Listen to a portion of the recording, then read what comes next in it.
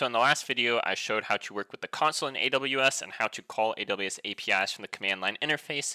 One of the things you might have been wondering though is how does the command line interface know what AWS account to work with, and how is it authorized or authenticated to make those API calls, right? From the console perspective, we don't really have to worry about that because in the console, you supply your username and password and you sign in.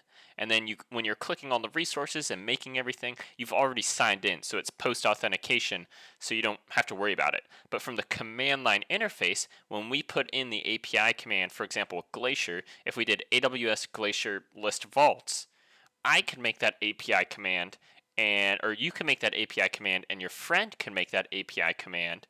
So how does it know, or like how does AWS know when you and your friend make the same API call to go into your specific AWS account and know that you have the permissions to make that API call? And that's where that profile flag kept coming in that I said not to worry about. So the profile flag is what's going to essentially point you to the right AWS account and ensure that you have the proper authentication. And so in order to understand that profile flag, we have to talk about the IAM service, Identity Access Management. It's a service in AWS just like any other service, S3, EC2, etc. And it essentially deals with all the access controls in the cloud. So imagine you have a team in your organization and you've got like 30 developers, and maybe some people from the sales department are on it and some people from the project management are on it, and like etc. You don't want all of those people having unlimited access in your cloud account, right? That would be really chaotic. Imagine if like a developer created an S3 bucket and another developer deleted it, or someone from the sales department was also in the AWS account and was managing resources, but maybe they're only supposed to have read-only rights. And so if everyone had all the access in the account, it would be kind of pure, it'd probably be pure chaos at a point. And so what IAM does is you can make things called users and roles in IAM. And those users and roles, again, they're two different things, user and role. Those users and roles can each have an entity attached to them called a policy saying what that user or role can or cannot do and what resources they can and cannot access. So in the previous example, like with the 30 developers and sales and project management and all that stuff, you could, for example, say, you know what, I'm going to give 2 or 3 developers total access over the cloud account. We'll see that's maybe not a great idea, but maybe that's what you do. And then for the rest of the developers, you're only going to give them access to the specific service they need or need to work in. And then for project management and sales, or maybe the less kind of in the weeds technical departments, you're just going to give them read-only rights to the cloud, but not allow them to edit anything. And so that involves making maybe several users and roles and attaching policies to those users and roles that essentially convey those permissions I just described. So each of these entities, so you can make a user or role, you then attach a policy to each of them, and the user or role will give you back API credentials. You can then plug those API credentials into your CLI. And so then you can call AWS APIs as that user or role. So maybe for the Glacier List Vaults API, I might call the Glacier List Vaults API as user 1, or as user 2, or as role 1, or whatever you've defined. And then those users and roles have policies attached to them saying what they can do, and that manages the permissions.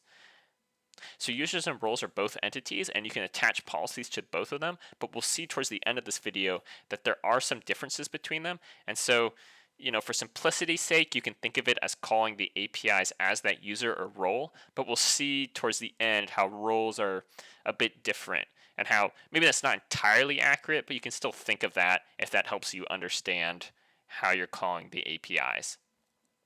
In terms of API credentials, there's access key, secret access key, and session token. Session token, again, is something that is unique to roles. It's pretty large, it's pretty noticeable. We'll see it when we get to the roles section. I'm basically going to go through the slides for policies, users, and roles, and then after kind of each section, I'm going to hop over to my web browser and show how you do it from an interactive perspective. So we're going to start with policies. So policies, again, are the thing, everything's pretty modular. So a policy, kind of think of it as its own standalone entity, is something that you attach to a user or role. And it says what the user or role can or cannot do. A policy is essentially like a granular list saying, this user, or I should say the policy will say something like whoever this policy is attached to can only call maybe this S3 API, and they can only call this EC2 API, and they can call all the Glacier APIs, but they can't call any DynamoDB APIs. And then along with what APIs they can call, you can also define specific resources. So you could say maybe they can only call S3 APIs on this specific bucket. And so you can see that hopefully that gives you kind of a sense of what I mean by granular list. It's basically a list of they can or can't call these APIs for these resources. An important concept in AWS is the implicit deny. So basically this means if a policy says that you can't do something, then you can't do something. So a policy has to explicitly allow you to do something. So if you have a policy attached to a user and the policy only allows that user to call S3 APIs, then if that user tries to call another service API like EC2, they're going to get implicitly denied because they need, again, in order to call something, you need to have a policy that says you can call it. There are no default or implicit permissions given to a user. In fact, you can have a user or role that doesn't even have a policy attached, in which case that user or role couldn't do anything, right? Because there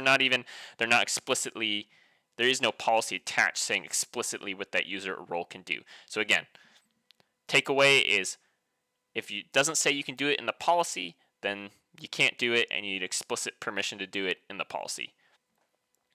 In terms of policies, there's two different types of policies. There's managed policies and inline policies.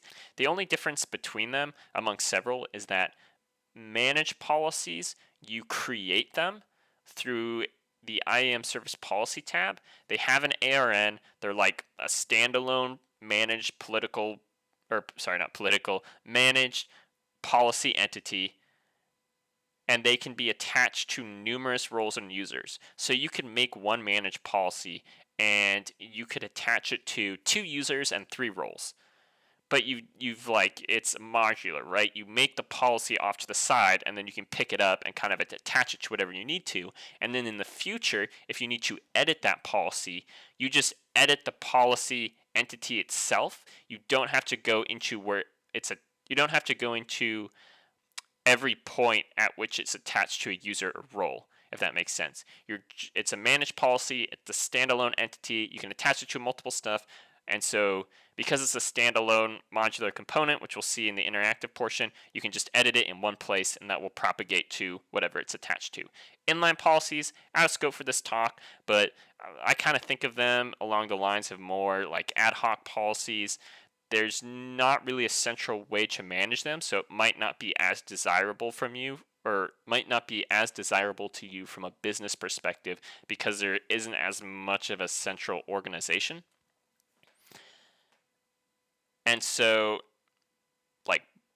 and also it doesn't hurt to just do a managed policy for pretty much everything. So inline policies are kind of nice if you want to test out a really quick permission, but for this talk and probably for most of your business needs, you're going to be drawn to the managed policies. So we're just going to focus on the managed policies. If you want to learn about inline policies, maybe I'll show a quick preview in the interactive demo, but you can also just Google them and there's plenty of documentation describing the difference. I would take a snapshot of this diagram for when we go through the interactive portion. I'll jump back to it towards the end, but hopefully this helps clear up maybe what I've been trying to describe in a by presenting a visual manner. So if we look at the diagram here, essentially this box is like an AWS account. you can see you can have many users in your AWS account. So user 1, 2, 3, etc. Each user can then have one too many, or I should say zero too many policies attached to them. Those policies say what that user is allowed to essentially access or what API calls they're allowed to make. And in order to become one of those users or make those API calls as that user will return API creds when you make it. And then this, to the far left here, this is you or developer or whoever is interacting with the CLI would load those creds into their CLI, which would allow them to become a user, which in turn, that user is allowed to access certain resources depending on what policies are attached to them.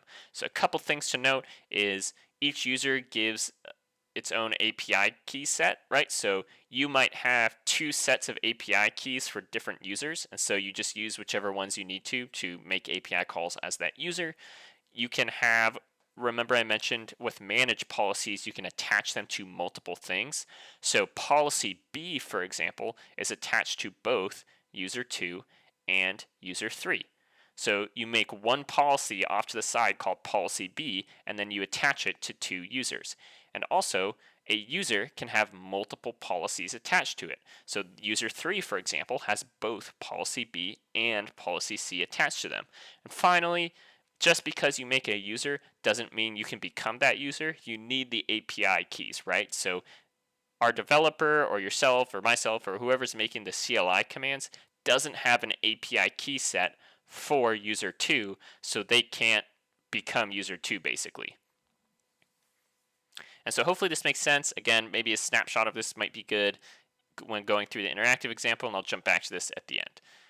But we're going to focus on the policies first and then show how to make a user to get these API keys. So for now, we're just going to focus on the policy portion here. How do you make policy A, policy B, policy C, etc.? So I'm going to skim through this because, again, I'm going to show this in the interactive portion in the web browser. So basically, to make a policy, you go into the IAM service. Remember, it's just a standalone service. Remember in IAM, you can create users, roles, or policies. I'm going to go into the policies tab. From there, you get a list of policies that might already exist. These are all managed policies. Something to note, however, is the ones with the cube icons are AWS managed policies. They're official managed policies that exist in everyone's account, as far as I'm aware of. So like my account, if you look at AWS Direct Connect Read Only Access, that policy is going to exist both in my AWS account and your AWS account. And so these are super handy because obviously they're like made probably for specific business purposes, or like, AWS, Amazon Glacier read-only access, right? Per the name, that probably grants whatever it's attached to read-only access only to Amazon Glacier. And so we'll see that these are really handy if you don't want to make your own managed policy. You can just attach one that was already kind of pre-populated by AWS. And then the ones without the cubes are the ones I made through the create policy up here. When you're looking at all the policies, you can click the plus icon to get a little drop down of what the policies look like. And so this is what AWS policies look like. Sorry if it's hard to see, but they're basically JSON fragments. So you've got a JSON description here. You have your statement key, and in your statement, you have these, again, another JSON object. And you can have multiple JSON objects in the statement key, and each of these JSON objects describes what a user can or cannot do. In this case, there's only one JSON object in each of the statements, and these are managed, AWS managed policies, so these were already existing in my AWS account when I signed in.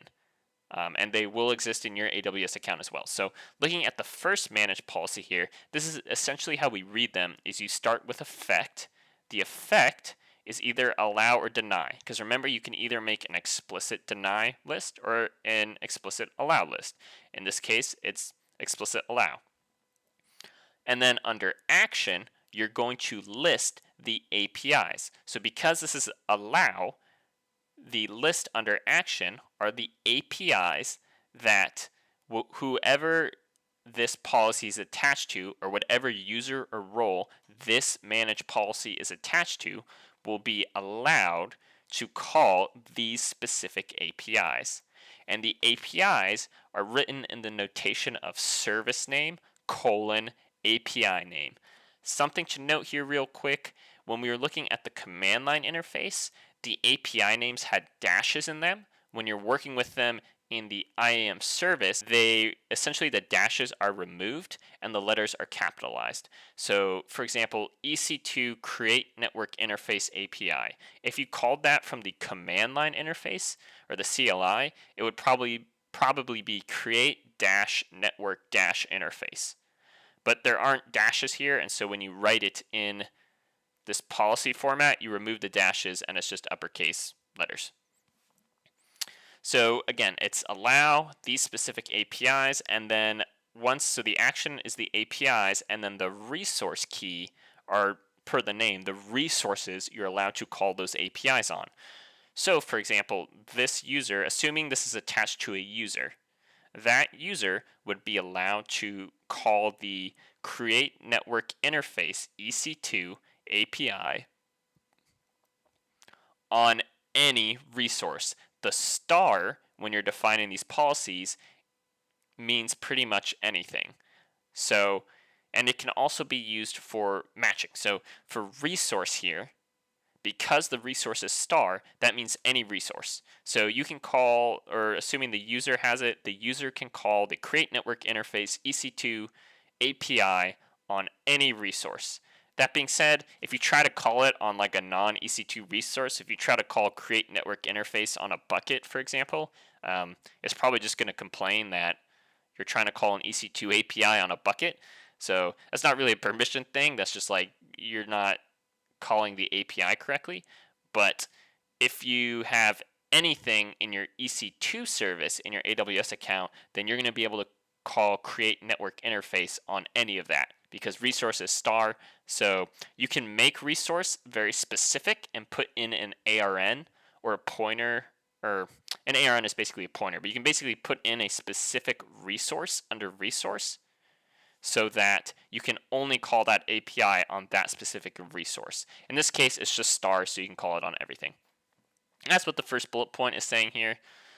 And like I said, you can also kind of use it for matching. So here is the cloud HSM service. I don't remember which one that is off the top of my head, but it has describe APIs, and they've put a star here, which means this will actually match to any APIs that start with describe in the specific service. So you can also use these stars here to help with just kind of, it's not exactly regular expressions, but like regular expression matching. And then the second policy over here, again, already made by AWS, is a pretty well-known one called administrator access. If we read this, this allows any user or role it's attached to, so allows them to call any action, because there's just a star, so any AWS API, read, create, write, whatever, on any resource. So this basically says you can call any API on any resource. So this is like the equivalent of root in the AWS account, if you're familiar with that terminology. If you can get access to a user or role that has administrator access attached to them or something similar, and there's no other controls in the background, that might exist in terms of, those are a bit more advanced topics, but like from organizations and stuff, then you pretty much can take over the AWS account, right? Because you can call any API on any resource, like there's nothing you can't do.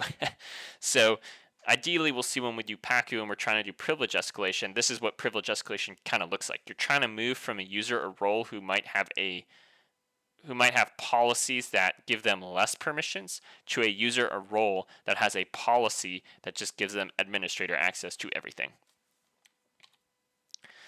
So to create the policy, we're going to click Create Policy button here.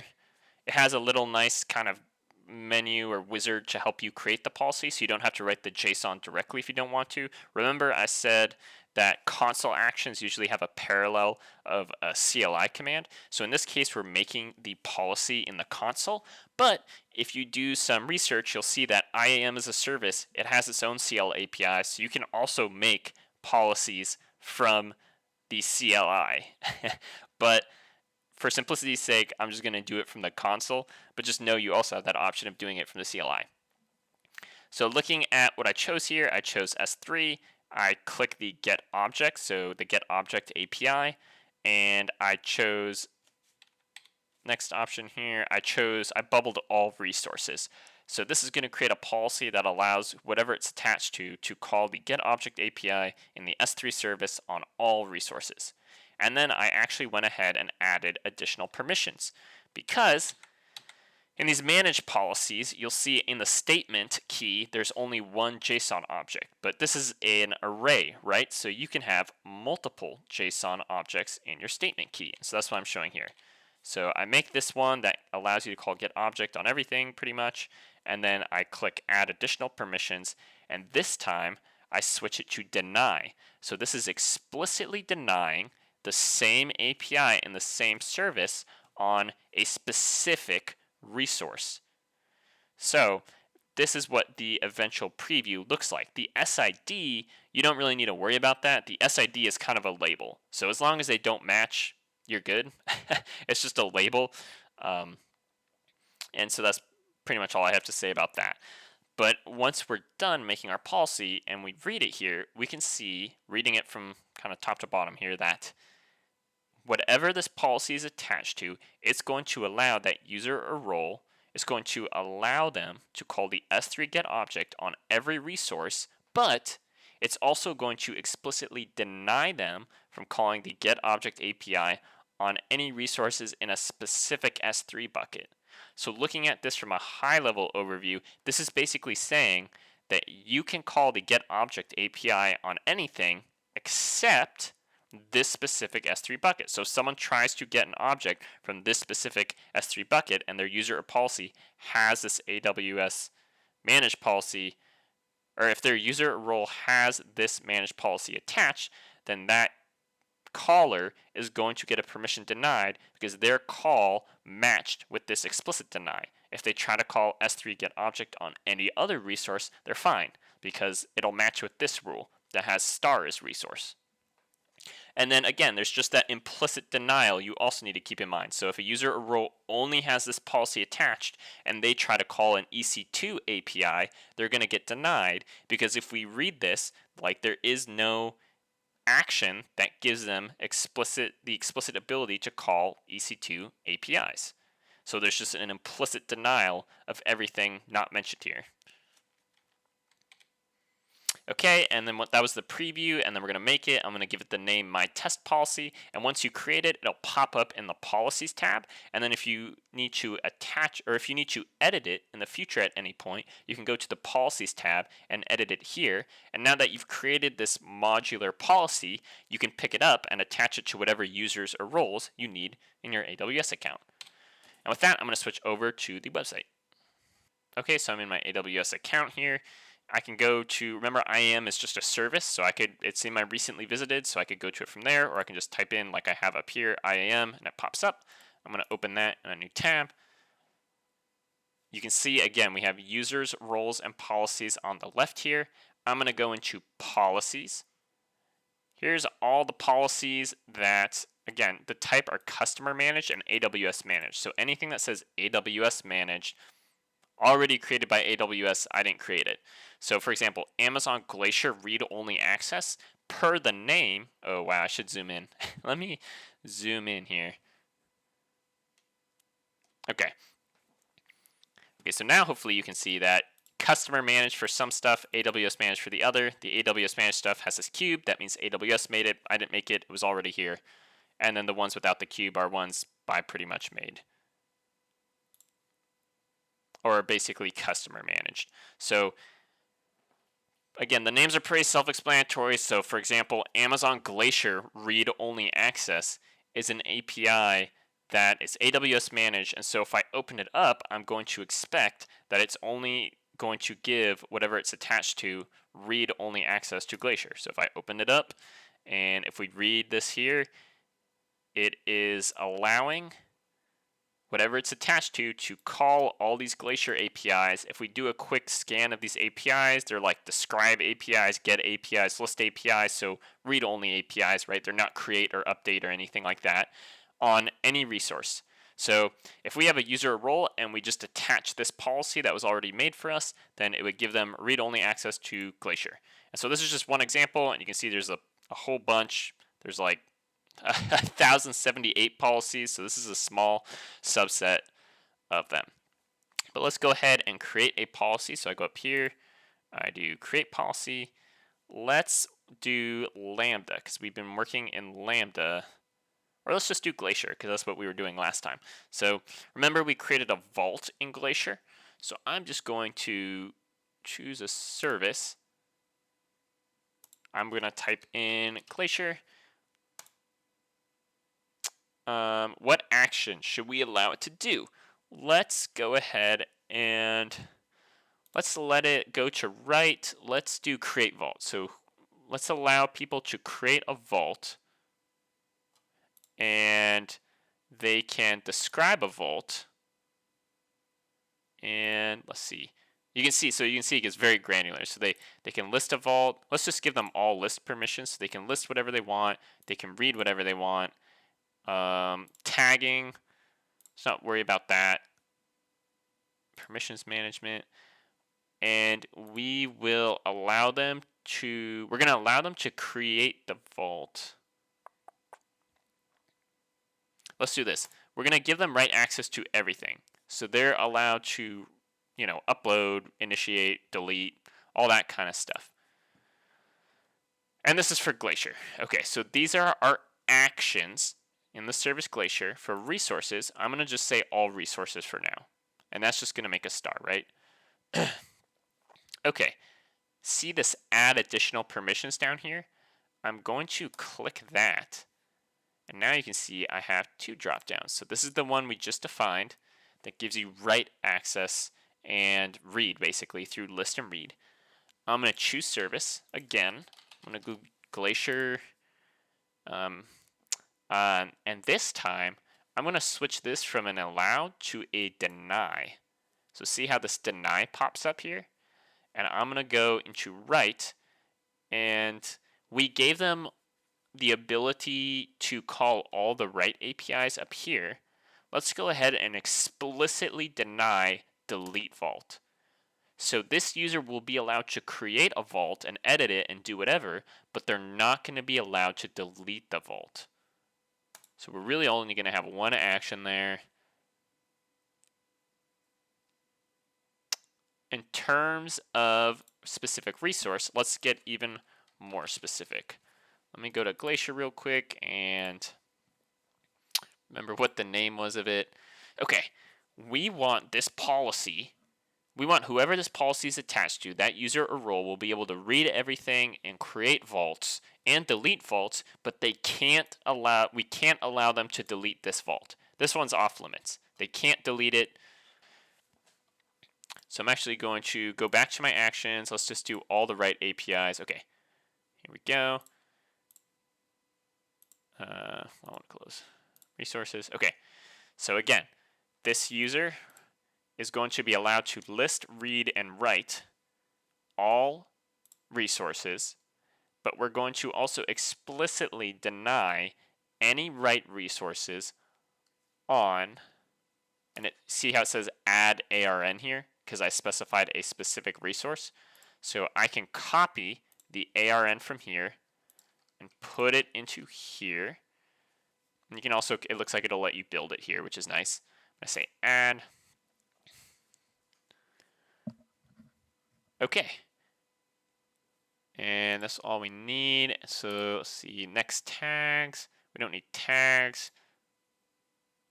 Okay. Does it give us name? We're gonna call this, let's see, if I go back, will give me like an example. Oh, sorry. So this was the visual editor up here. If you want to edit the JSON specifically, maybe you've been doing these IAM policies for a while and you kind of like know what you're doing and you don't want to use the visual editor, you can switch to the JSON tab. And you can also edit stuff in here. So like, I could do list and star, instead of list parts.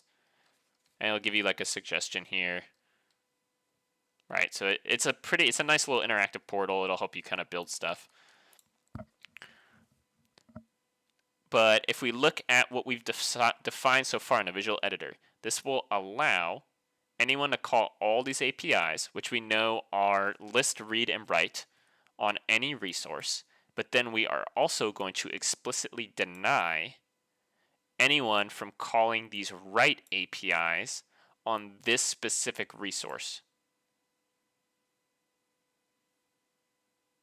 That should be it. Make sure purchase resource. Do I have an extra one in here somewhere?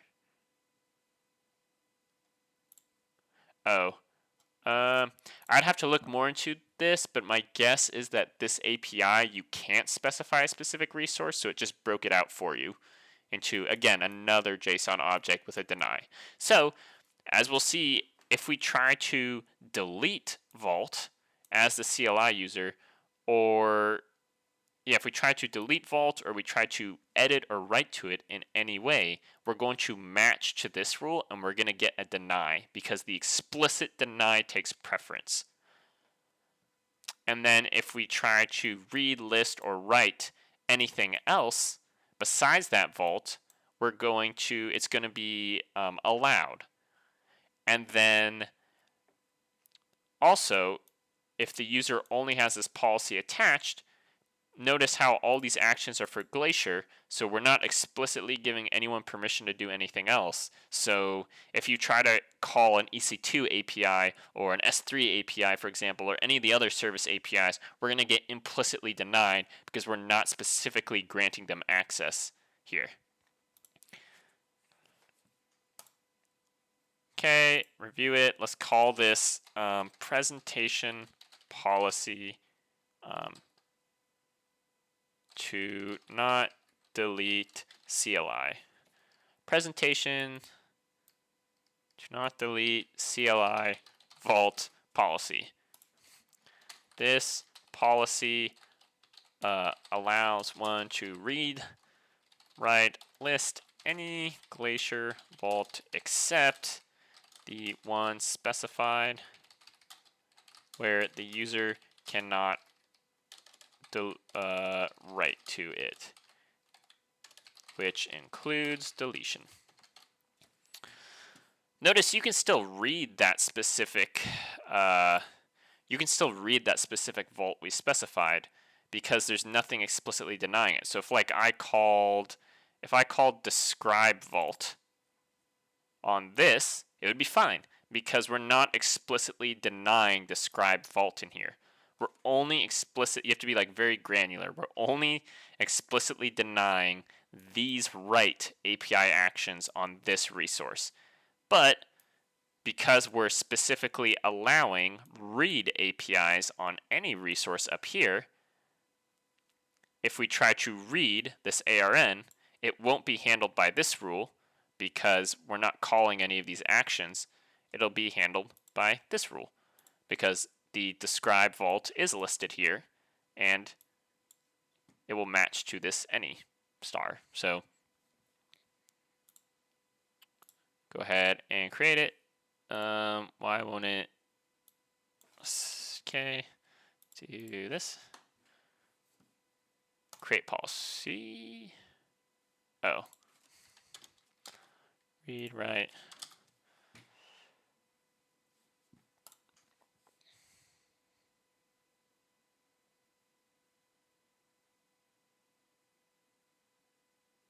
Okay. And here's the one we just created. So we can open it up. Here is our policy we created. And maybe a couple days later, we realize we need to actually remove one of these APIs. You can just click the edit button, and then you can just review it and edit it from there. So you can see this is super nice because it's all your policies are listed in one central place under the policies tab. If you need to edit it, you can edit it here. And then from here, you're going to go into your users and roles.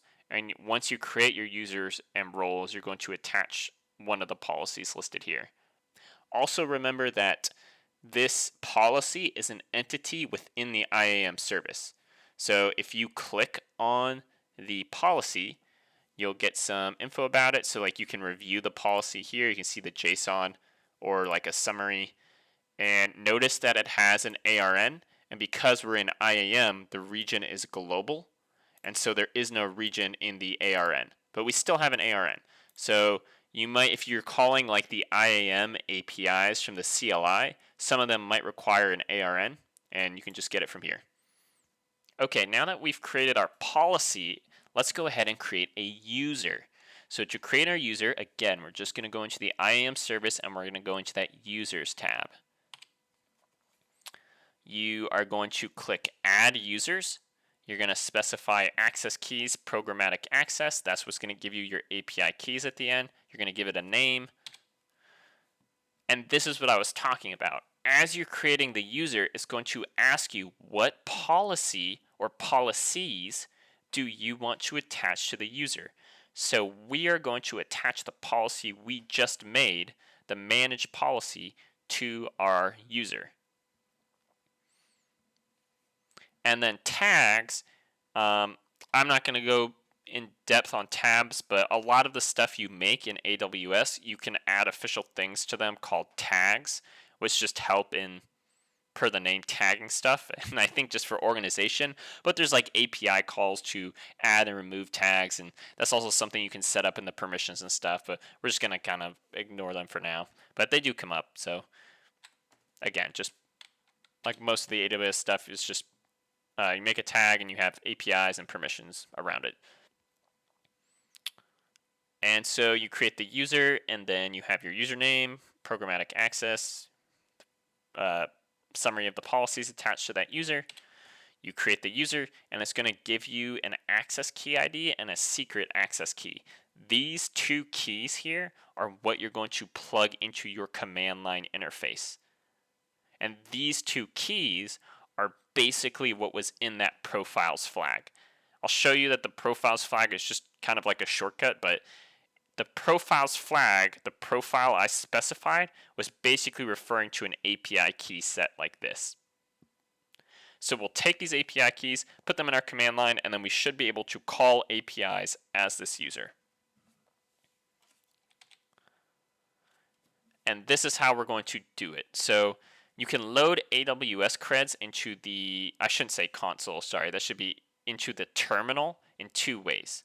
You can either save them as environment variables, so they have an example here depending on what OS you're in, where you save them as environment variables, which I guess I'll show later, or you can use a built-in command called AWS configure, and you can specify a profile flag, and it will save your API pair and your region and some other settings to that profile. So when you go to make API calls later, you can specify this profile and it will know to use these two API keys. So in this case, and the profile name can be arbitrary, whatever helps you remember. So I just call it my new user. And then the other thing to note is that when you do this AWS configure option, your API creds get saved to a local file at .aws/credentials in plain text. And so we'll see later that there was some malicious Python dependencies out in the wild, and if you actually kind of unzip those dependencies and looked at what they were trying to do, they were trying to get the content of .aws credentials. Because if you can get the content of .aws credentials, then you might find AWS keys in there that then you can then take these and put these in your own CLI. Right? Like if I wasn't careful and I didn't delete these keys after this video, you could copy these keys into your own CLI and then start making API calls as that user in my AWS account. So, just something to note. This is intended. Just protect this file and just make sure to be aware that it's there. So then we set up our profile here, and now I'm going to call AWS STS get caller identity.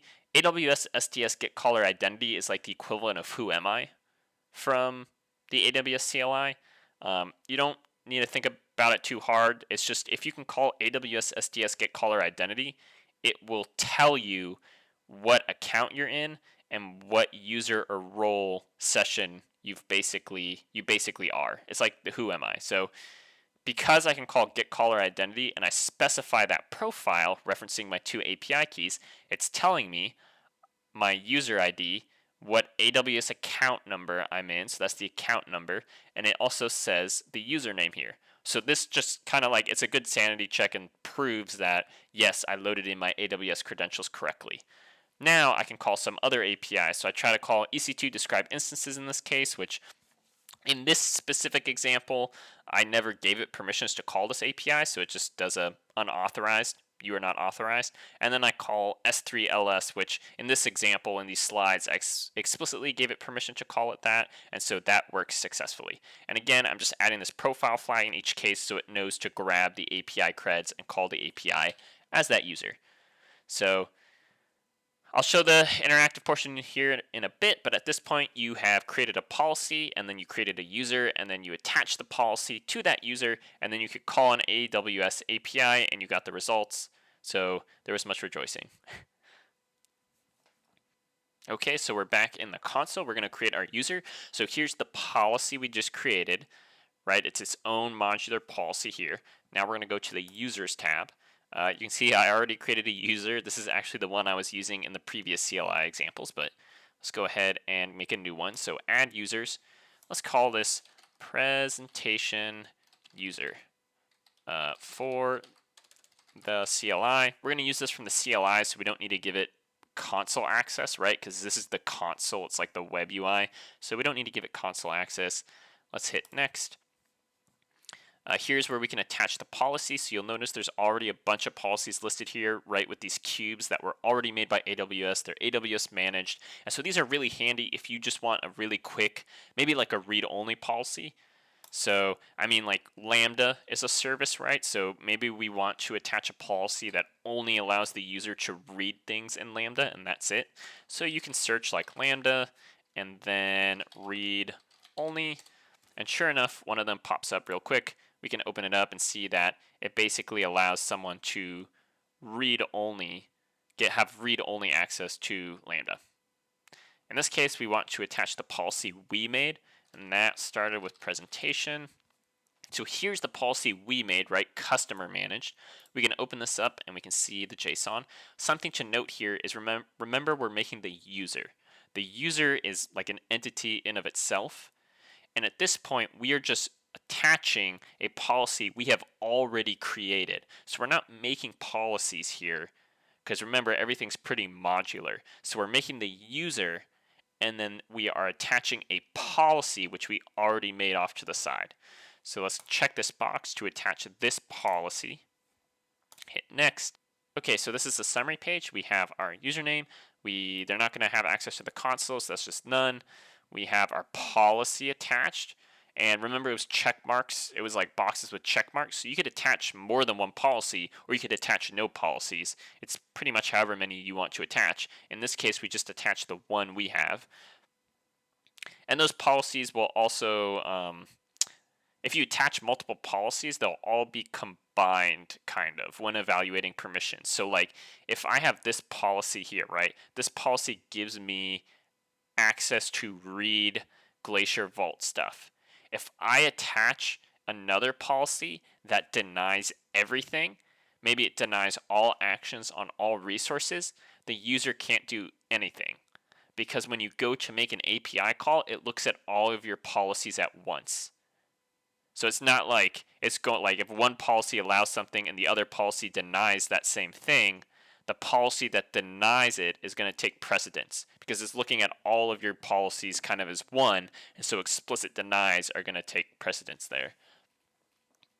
We don't have any tags attached here, so we'll go ahead and click Create User. All right, there is our user who was created. To get the API keys, you are going to have to click on the user, go into security, and you can also edit your policies here. So if you want to remove this policy or attach more policies after you created the user, you can just do it from the console here. But if I go into security credentials and I scroll down to should just be, yeah, access keys. So if I go to access keys, I need to click create access keys for the CLI. And I'll show what Cloud Shell is kind of at the end of this video, but I'll go ahead and choose CLI, next, I understand, next, API key CLI set 1. Create access key. Okay, so these are our access keys. So you got your access key here and then your secret access key. So I'll click show. There's your secret access key. So at this point, we have created a user. We attached our policy to that user. You remember that policy allows us to read any vault and write permissions to any vault except a very specific vault where we explicitly denied any write permissions to it, which means we can't delete it. And once that's done, I'm going to switch over to my Kali, and I'm going to show how we can take these credentials for the user, tied to the user, and how we can load those into our CLI. Okay, we're in our CLI. Remember, AWS version.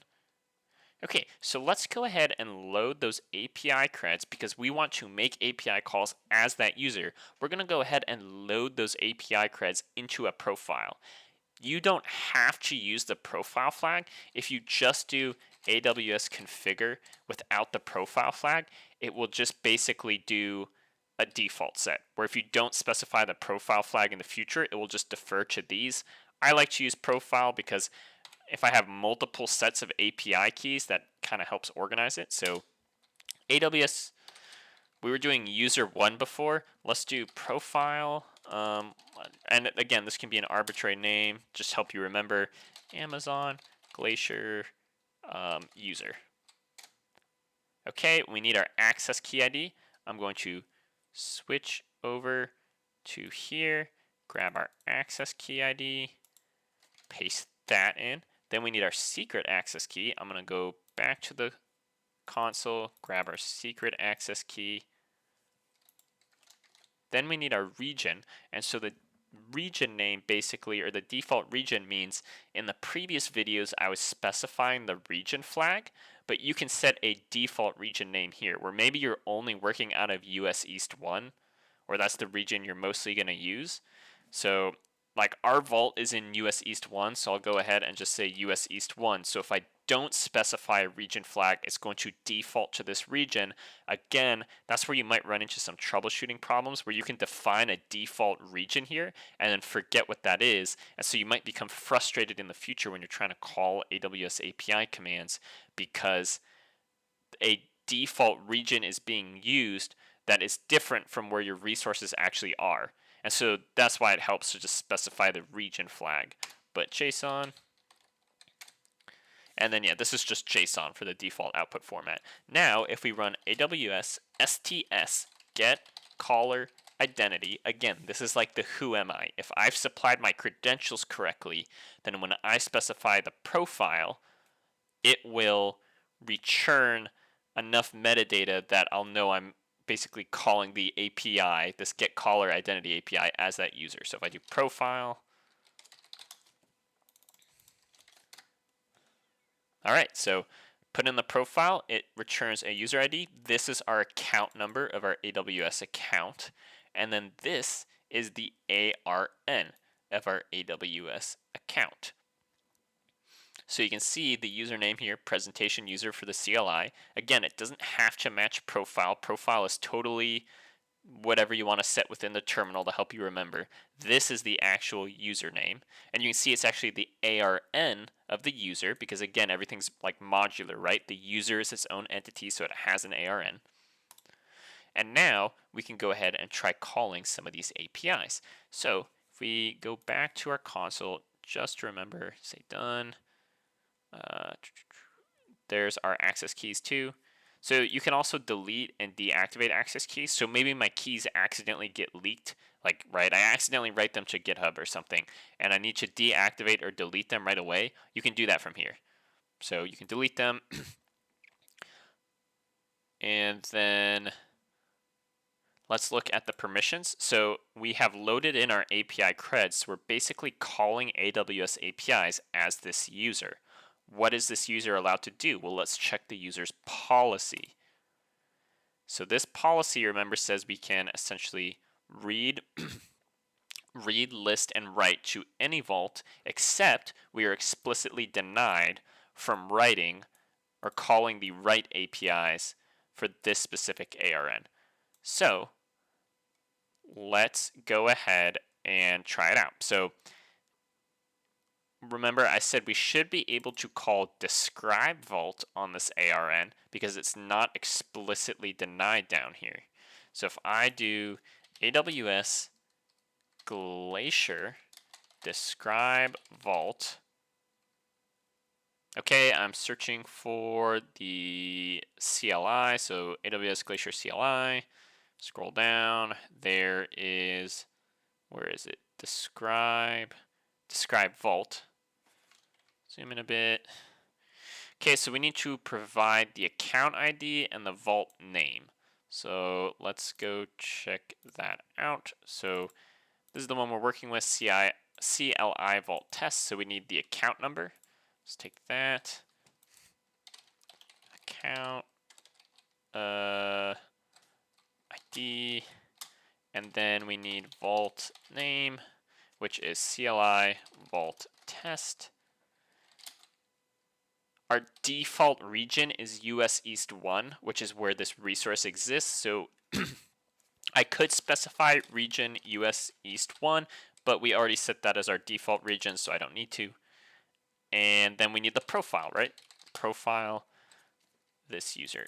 Okay, so if I call this, there we go. We called the describe vault API and it returned details about CLI vault test, because if we look at our policy over here, if we call describe vault, it is allowed on any resource. So what we did was allowed through this policy.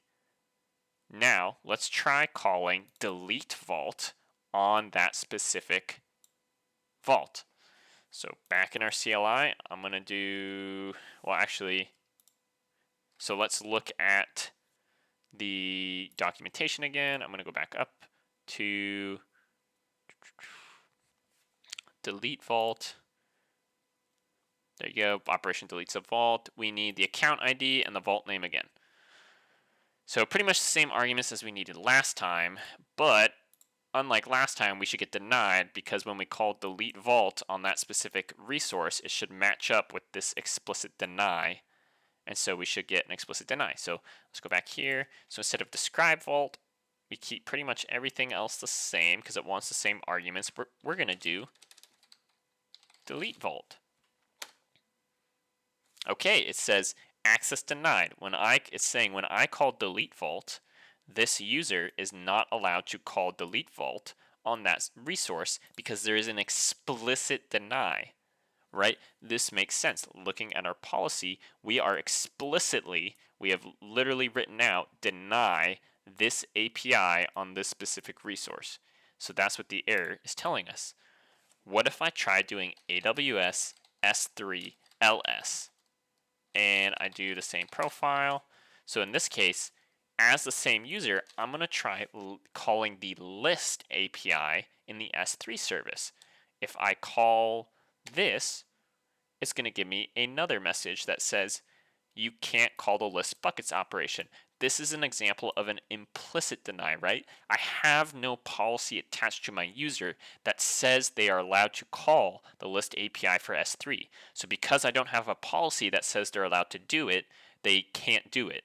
So when I try to call this, it just says access denied because I wasn't given permissions to call that API. And then the last thing to cover, so right, we are explicitly denying delete vault for this specific vault, but what if we try to delete another vault? Well, that's fine, right? Because we are allowing delete vault somewhere in here. Delete vault, we are allowing delete vault on any resource. So if we call delete vault on a different vault, than the one specified here, then we are not explicitly denying that. It won't match up basically with this explicit deny, and it will be allowed because it'll match to this resource star. So again, the general idea is you look at the policy. First, you look at the overall policy, you consider any explicit denies, like we have down here with deny, and then you just kind of look at it logically about what rule it would match. So in this case, it wouldn't get caught by our explicit deny, and it would be allowed under this. So, like, what's another vault? So we were blocked from deleting this vault, but, oh, it gives us the ARN right here. Nice. What if I try to delete the presentation vault? Going back here, delete vault. So instead of CLI vault test, we're going to delete presentation vault. Right, and that works, right? It should have no problem doing that. And if we want to prove that it's not there anymore, AWS Glacier list vaults. Let's go ahead and just list the vaults again, which we're allowed to do, right? Because our user is explicitly allowed to call the list API on any resource, and it's not being caught by any explicit denies. So if I call list vaults, notice that only one vault is listed. One last thing to remember is, again, that default region. So we set the default region. If you did like list vaults and all your vaults were in US West 2, for example, a different region, nothing would be returned because you have set your default region to US East 1. So that's what it's always going to use. And that's why it can cause a bit of a panic because you think it's not returning the vaults. And that's because in the background it's using the wrong, it's using the default region you set, which isn't the region you're trying to access. So again, you can always just add region. Like if I do US West 2, nothing will be returned because I don't have anything in that region. But I'm just showing that, yeah, you can set the region to whatever you want if you want to override that default value. And then a final thing to note is that all your AWS credentials are just stored in that local file, and actually your profile names as well. So like this is the profile I was using for the last video. If you ever forget what your profile names are, you can always look in this file. It's just your local home directory .aws credentials. Again, it's going to be dependent on your OS. So this is Linux, so I'm looking there, but just look at the AWS documentation for what file path you need to grab. And this is why I was saying, like, you never want to leak these credentials, right? Because if I didn't delete these credentials by the time I post this video, then you could just copy these into your own CLI instance and start calling things as my user in my AWS account. And that's why you never want to leak AWS creds, because you can just like pick them up and then plug them into your own local CLI and start calling things as users or roles in other people's accounts. So you want to protect these credentials. One last thing I'll show are inline policies. So I'm just going to briefly show inline policies. So this is a managed policy, customer managed. We have attached it. You can also create an inline policy. So I'm going to create an inline policy. And again, right, it's the exact same. You're creating the policy in the exact same way. I'm going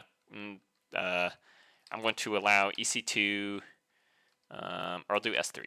S3. And I'm going to allow you to list and read anything from S3. And that should be good. Request condition, sure, let's not do that. You can specify, so like I'm just showing the basic policy, but you can specify some other stuff like source IP, MFA required, and some other stuff in the policies, which I'm not going to cover in this video, but that's also something you can look into. For resources, though, I'm just going to say all resources. And we'll call this inline policy 1. So just as a brief overview, if I try to list S3 as my current user, I'm going to get a denied because I'm not given those permissions. I'm now going to add this inline policy to my user. So notice it is customer inline and it's inline. This is the only place I'm going to see inline policy. If I try to go into the policies tab and look up inline policy, it's not going to come up. And that's the nice thing about manage policies is you can manage them from this tab. Inline policies, you can only access them by going to the user or role they're attached to. So if I wanted to edit this inline policy in the future, I would have to go to this user and then I would have to click this and actually edit it. But in terms of policies, they work the exact same way. So when you make an API call as this user, AWS is going to look at both these policies and take them both into consideration, or basically follow both of them. It's not like it'll take one preference. It doesn't have a preference of one policy over the other. It'll just kind of like aggregate them all together, you can think of in terms of permissions. So if I try to call the S3 API again, it should ideally work. So if I call, yeah. So if I call S3, so you can see I just have some random S3 buckets I've created by just mashing my keyboard. But if you look at the response, it returns all the S3 buckets, whereas it didn't before, and it's because I've attached this inline policy that allows it. But again, the disadvantage is I can only edit this inline policy from here. I don't have a central way to manage it. It won't pop up here, and I can't reuse it on other users or roles. And so again, you're probably just going to want to make everything as managed policies. So let me go ahead and just remove this. Remove it. Okay, now we just have one policy attached to this user again. One thing I want to emphasize, because hopefully this didn't cause any confusion, but in the Glacier CLI calls we were making, we were passing in that account ID parameter, that 12-digit number. I just want to emphasize that the bare minimum you need for the CLI is just those API keys. So as long as you have those API keys, your CLI will know which account to go into or target.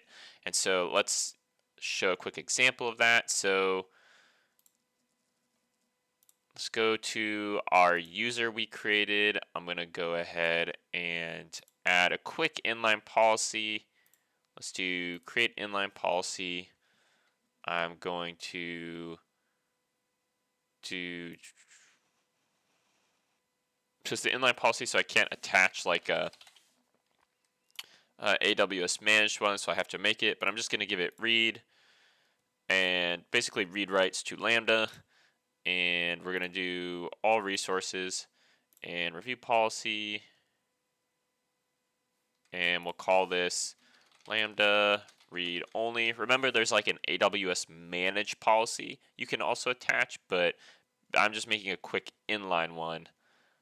So I can make the inline one this way. Let's actually just attach a managed one, since that's what I've been saying you should probably prefer. So if you instead of making an inline policy here, you can just do add permissions, and then you can attach a manage policy, and then all your AWS ones come up. So let's look at Lambda. Let's do Lambda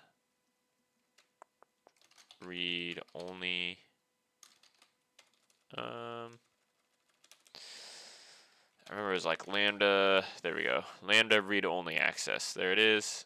So you click next and just add it. And now we've got the AWS manage policy and our own manage policy. Both of them are just policies. One of them was created by AWS already, and then the other one we created.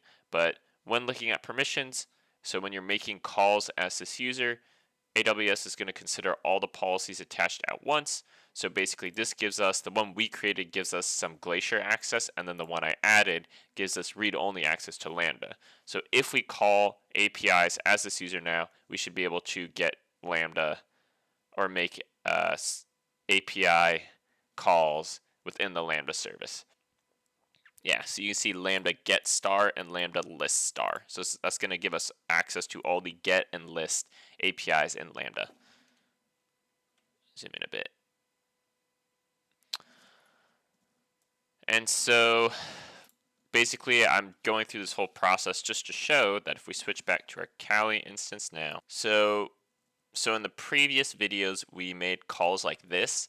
So this is using our Amazon Glacier user. In this case we added Lambda, so you know the profile name is not 100% accurate because it should be really like Amazon Glacier and Lambda user now, but I'm just going to keep using the same profile flag because And that might be another point. When I add those policies, like I don't need to regenerate API keys. The API keys are for that user. So as I attach and detach policies, the API keys I already have when I make the calls as that user will reflect those changed permissions. There's nothing extra I have to do. So I can use the same profile with the same API keys. So we were seeing with list faults, we have this account ID here that you have to pass in like as the account number, and that's just for the API call. And so what I'm trying to emphasize is if we were to do something like lambda, so remember we made a lambda function in one of the previous videos. Notice I don't have to pass in an account ID. Only some AWS CLI APIs require this account ID. In this case, it doesn't, right? I can just supply the function name. That's all I need. And we don't need region because we're already using US East 1 as our default. And if I run that, yep, I get the data returned for the lambda function. So notice how with the Lambda API, it doesn't require an account ID, and I didn't have to pass in the account ID, and that's because as long as you have the two API keys, so as long as you have these two API keys, that is enough to tell the CLI what account to look at. Some of the APIs just have this extra account ID flag because you need to supply the account ID just given the nature of the API call, but again, emphasizing that all you need are these two keys and your CLI will know what account. And another way you can test that is just doing AWS STS get caller identity with that profile. Oops. Notice I didn't supply any account number. All I'm pointing this to are these two API keys. And you can see, given these two API keys, it already knows what the account number is and what user I'm working with. So hopefully that helps clear up any confusion. You don't need to pass in a parameter called account ID for every API. Just some APIs require that just by the way you call them. But a lot of APIs you don't need the account ID, and just having those two API keys is enough for the CLI to know what account you're working with. And just for cleanup, I'm going to go ahead and detach the policy. So I will remove it. Are you sure you want to remove it? Yep, detach it. And again, like I don't need to change anything. I don't need to regenerate my API keys or anything like that. My API keys now reflect this change. So now, again, this user only has access to Glacier stuff. So if we go back to our Kali and we try to make the exact same API call, now we get access denied exception. I didn't have to do anything with the API keys. The API keys still haven't changed. They're still the same ones we generated. It's just that we removed that manage policy that gave the user access to those Lambda functions. And so if we try to call the exact same API again, now we get a error that's basically saying you can't make this call because there's nothing that says you can, there's nothing that explicitly says you can call Lambda get function. So circling back to this diagram, hopefully this makes more sense. So we created a policy. So let's do this first kind of flow here. So we created a policy. Let's call it policy A. Policy A gave you access to some Glacier resources and let you call some Glacier APIs. We then created a user. And when we created that user, it gave us an API key set that we saved locally. We then took policy A and we attached it to user 1. And then as the person making the API calls, we loaded in our API keys for that specific user. And then as that user, we were able to get Glacier resources based off that policy definition. So that's walking through just one of these kind of arrow workflows, but then now you can kind of extrapolate all the rest, right? So you can attach multiple policies like we just saw to one user. You could have a user and you don't necessarily have the API keys for them, so you can't access that user. And so hopefully this diagram makes a lot more sense now, and you can kind of use this to help you visualize what those permissions look like. And again, we also touched on inline policies briefly, but we didn't dive into them. So inline policies are tied to a user, right? So for example, policy B is attached to both user 2 and user 3, so that definitely could not be an inline policy because they're not as modular or like detachable and attachable. They're just tied to one thing. And again, I always think of them as a bit more like ad hoc permissions. So this diagram is more, these policies you can think about are more oriented towards managed policies. So policy B, you create the managed policy and then you can attach it to multiple users, for example. So now that we understand what users are and policies and that stuff, I think it's important to circle back to a point I mentioned either at the beginning of this video or last video where I said when you make a web account in AWS, it's just like a web account and there's not really anything else involved. That's not 100% true. Basically, when you make an AWS account, you are actually creating an email and password for a user called the root user in the AWS account. And so when I was signing into my AWS console before, notice how it says root user email address.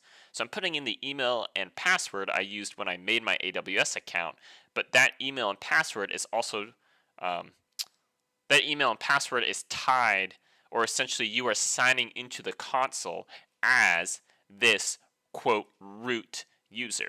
I'm not going to go into a ton of detail about root user because you can read up on that and it's in the documentation stuff, but if you just Google what is the root user in AWS, it says when you create an AWS account, you begin with one signed-in identity. That's why you supply your email and password, and that sign-in identity has complete access to all AWS services and resources, and it's called the root user. And we can access the root user by signing in with the email and password that we use to essentially create our AWS account, because we were actually also creating this root user at the same time. One important distinction, this is the root user in the AWS account. So when maybe you're working with tools in AWS or looking at some documentation, they might refer to the root user. That's what this is talking about. But AWS also uses the root keyword in a future video we will see, where when you're doing a trust policy, you can specify root in an ARN to essentially refer to all AWS accounts. So notice how it says the account ARN and shortened ID behave the same way. Both delegate permissions to the account. Using the account ARN in the principal does not limit permissions to only the root user. So this root user they're referring to is, again, this root user that you would normally sign into and is the one you basically created as like a when you went through the create AWS account process. And the root user has access to like everything, like it was saying. And this is just knowing once we get into roles, I'm going to be using an ARN with root in it, and that actually means something different in this context. So root is used here in the trust policy, and then there's also the root user in the AWS account, and they both kind of have different implications. So just making that distinction now so you don't get confused. One item I wanted to show off was this Cloud Shell feature. So I haven't looked into this too closely, but if you're in the console, you'll see there's this option down here of Cloud Shell. If you click Cloud Shell, it looks like I already have some stuff in there from some previous stuff I was trying. If you go into that Cloud Shell, it will spawn a shell for you that you can issue CLI commands in. Notice if I do AWS STS get caller identity, notice it's telling me that I am making API calls in this Cloud Shell as the root user, right? This is the ARN. This is the ARN of the root user. This makes sense because when I signed into my console, I supplied the username and password of that root user, right? Which is like the username and password you used when you created your AWS account, because you were really creating the root user. If I were to, I haven't tested this, but I assume if you were to sign in as a different user, because really all the stuff we're doing in the console here is within the context of the root user. If I were to sign in as a different user, for example, then I would probably get a different response for get caller identity, right? My assumption is this Cloud Shell is making AWS calls from the context of whoever you're signed in as. And that's my assumption. Again, I haven't looked into this too closely, and then it looks like there's also some other stuff you can do. So if you're interested in Cloud Shell, I'd encourage you to look into that. You might also be asking, okay, because you'll find some cases where it's like, I don't want to sign in as the root user, right? I don't want to sign in as this root user who has access to everything. Maybe I want someone to sign in as a specific IAM user. If you go into your IAM, let's say this person is console sign in user. I'm going to give them access to the management console.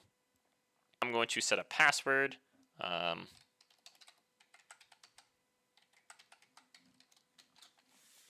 Okay.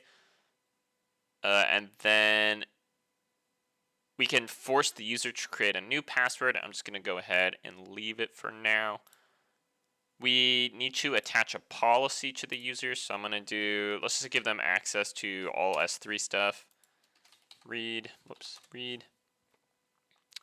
only access, attach that. Again, we're creating this user and we're giving them console access. So we're not generating API keys. So this IAM user will be able to sign in to the console. So I'm going to create my user. Okay, and we're back at the sign-in screen, and notice before we've just been doing root user, because again, when we made our AWS account, we were really making the root user, and so that's what we've been signing in as. But instead, I'm going to do IAM user. So I need the account ID. Let me grab that real quick. And then notice we're going to specify an IAM user. So console sign in user, I think is what I called it, and then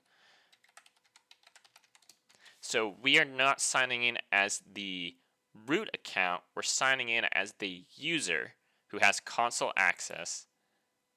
Hopefully it worked. Yeah, okay. Now, notice if I go to my console. So now, notice we are the IAM user console sign-in user.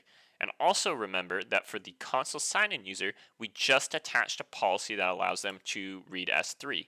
So if I open EC2, for example, I'm probably going to see, notice I'm getting a bunch of permission denied errors because this console user is only allowed to call S3 APIs. So when I go to EC2, it can't retrieve any of the data because the user is not allowed to call any EC2 APIs. Whereas if I go to S3, S3 works fine because the console user has a policy attached that allows them to list S3 buckets. Same thing, if I go to IAM, I actually won't see anything because again, this user doesn't have permissions to call any IAM APIs, so I just get a bunch of access denied messages. So the point of kind of this little detour was one, to show you that when you make an AWS account, you're really making a special user called the root user. Two, to show you how if you don't want to sign in as the root user, you can set up a user through IAM to sign in via the console. And three, when you set up the user in that way, the policies work exactly the same.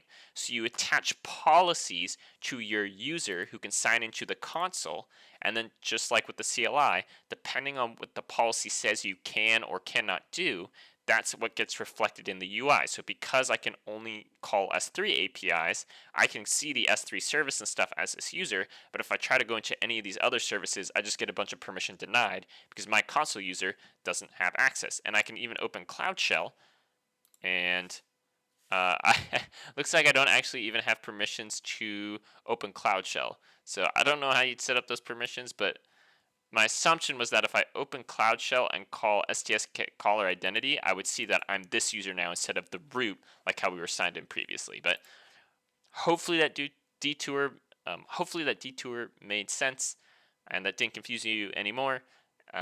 That's just, a lot of this is just stuff to know. So if this is too confusing, then just kind of keep this in the back of your mind and circle back to this after you get through the rest of the videos. So that's going to end this video, and then the next video I'll go ahead and do a bit more of a deep dive on how this AWS CLI actually works to kind of unmystify it even further. And that will be a separate video, so if you don't want to get into the weeds about the HTTP calls and what that all looks like, you can go ahead and skip that video and go into the next video where we're going to talk about roles.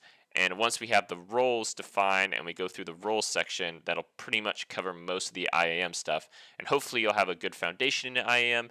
Because IAM integrates with so many different services. If you work with another service, there's a really good chance you're going to work with IAM by adding a role or pointing that service towards a role you've created. So having a really good foundation in IAM over these next couple of videos is really going to make understanding the rest of AWS a whole lot easier for you. And at least in my opinion, is going to make it a lot easier to build up things on top of build up a knowledge base on top of a strong foundation.